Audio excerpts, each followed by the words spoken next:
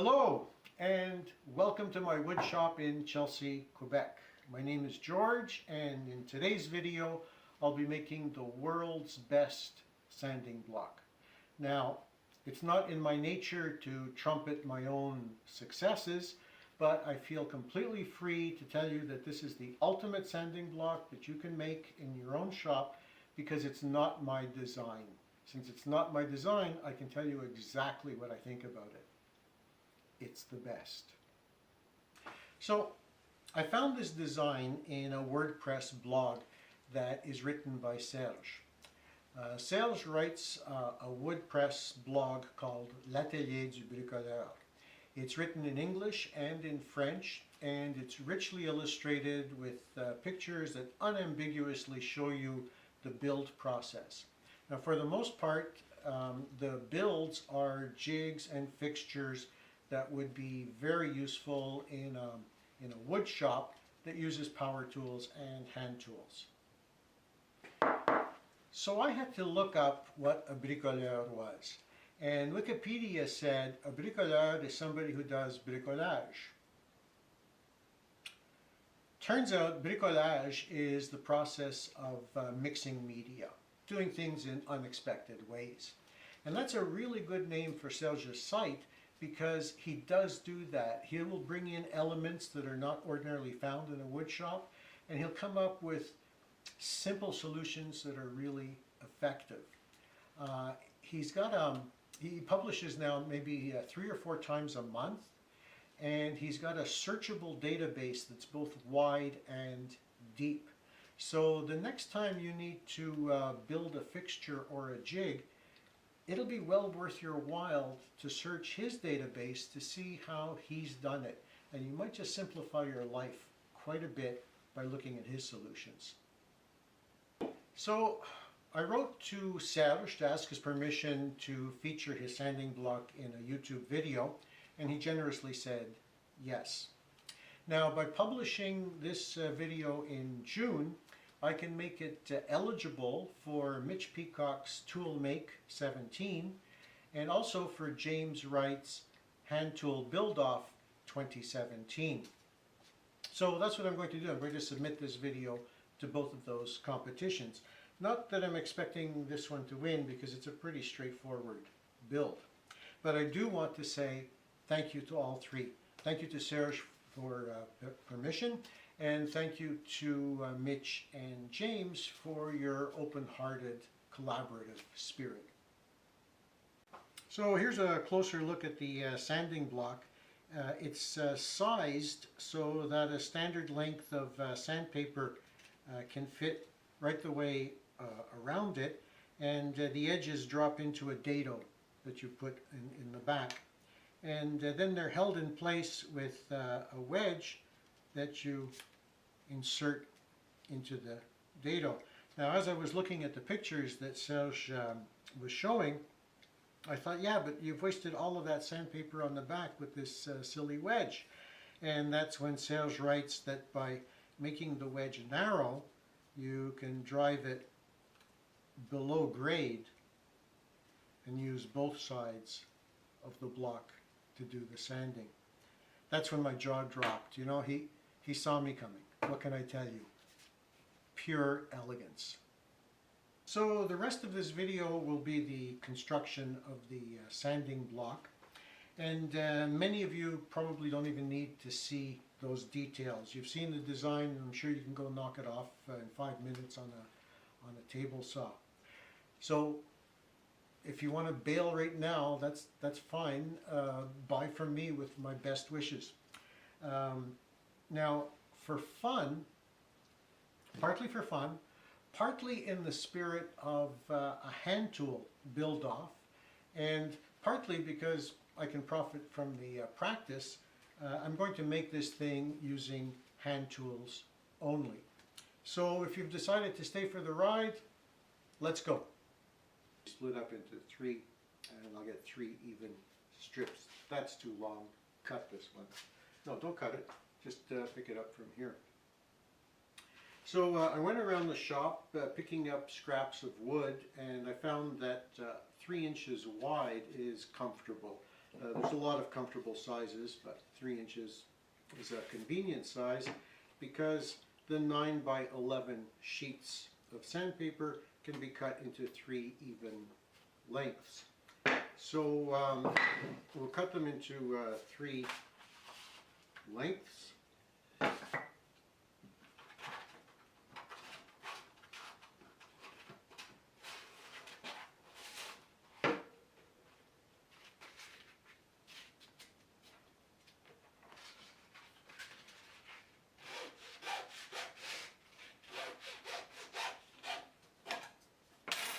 And we'll use this to wrap around the sanding block. Now, how long should it be? Well, we're going to lose 3/4 of an inch to the wedges where it gets wedged into the block. The width, this piece happens to be 7/8 of an inch, and I think that's a good size to use. So we're going to lose 7/8 to one end, 7/8 to the other. That's 7/4 in all. So 3/4 for the wedge, 7/4 for the ends. That brings us to 10/4, 2.5 inches in all. And so from an 11-inch length, we're left with 8.5 inches of sanding surface. Now that has to be on one side and on the other, so we divide it in 2.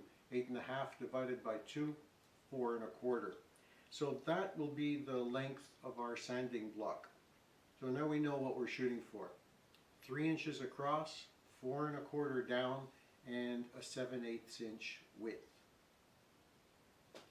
So here's a hunk of oak out of my scrap bin. It has a good length and a good thickness, but I'll need to make it wider. So I'll cut this in half and join the 2 halves together to give me the right width. And I can work with this as I'm just flattening the glue faces. I'll cut this at about 5.5 inches and at 11, and that'll let me discard the gnarly part.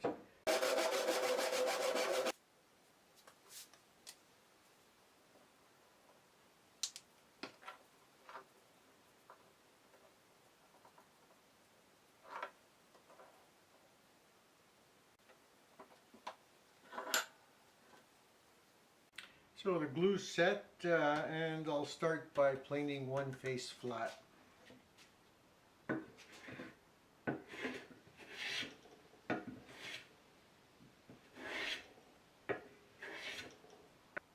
So one face is flat, and now I'm going to make an edge flat and square to the first face.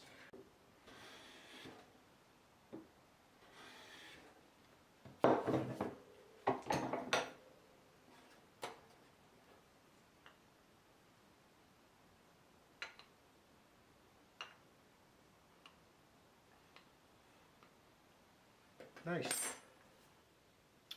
I slapped together this makeshift kerfing plane. There's a flat piece of plywood. Thickness doesn't matter as long as it's flat. A piece of scrap wood here that happens to be the height that I want. So I want 7/8 of an inch thickness out of the block, and this is 7/8 of an inch up from the plywood. And then clamped to it is a saw blade. In this case it's a Japanese pole saw. So I'll present the flat face of my block to the plywood and then draw the block across the saw blade to make a curve all the way around, and I can use that to guide the sawing later on, and that'll leave me with a 7/8 inch thick block at the end.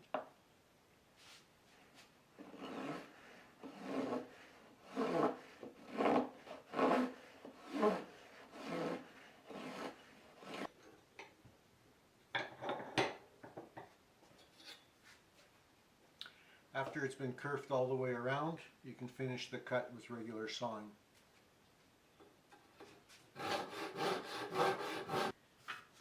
And we'll follow through with a little cleanup after the sawing is done.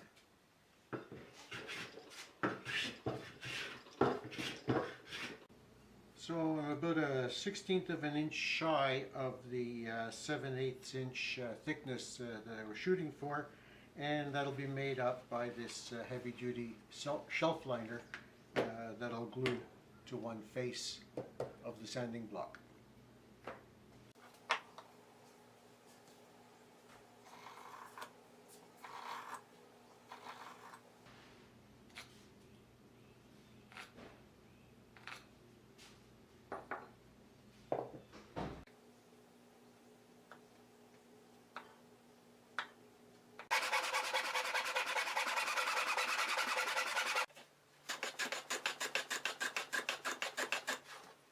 Got the combination square set to 4 1/4 inches.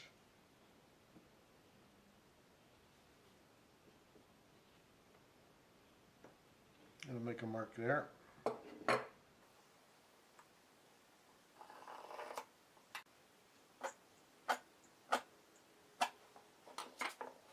I'll set it now to 3 inches for the width.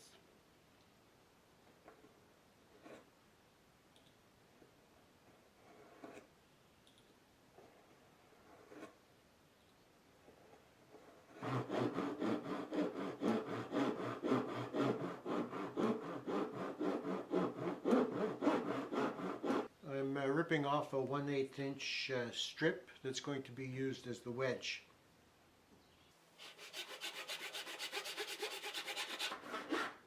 Now I'm ripping it to width.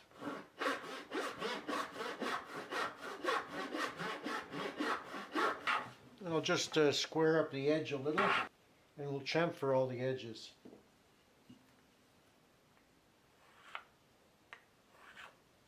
Okay, now for the secret sauce.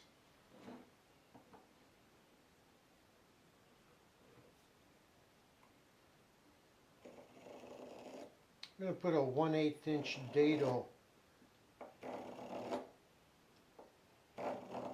here in the center somewhere.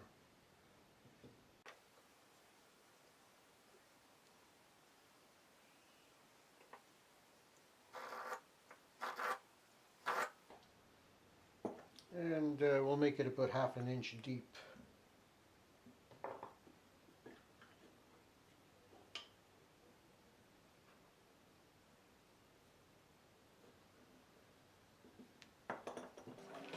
Okay, so the groove is in, not quite 1/2 inch down, maybe, yeah, just about 1/2 inch deep, 1/8 of an inch across, maybe a little bit generous 1/8.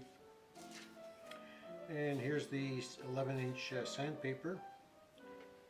And so let's see how we did.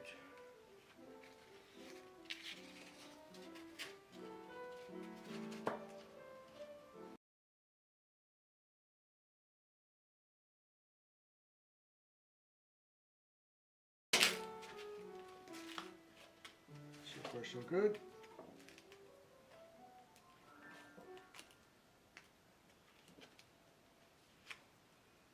Okay, it's a little fat. I'll need to plane it a little bit.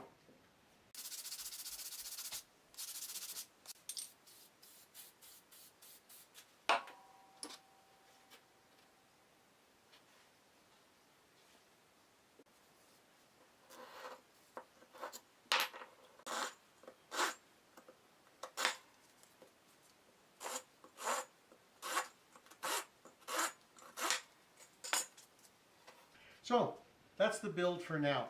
Now in Mitch's case, he has prizes for the best build, and I would be the most surprised person if something as simple as a sanding block were to win a prize. In James Wright's case, however, what he's having us do is mail our hand tools to each other. So he's going to organize who mails what to whom. And I think it would be quite the irony if I were to send this out and somebody gets a sanding block after having built, say, an adjustable rabbiting plane. Still, what can you say? Oh, I know exactly what to say. Share your passion.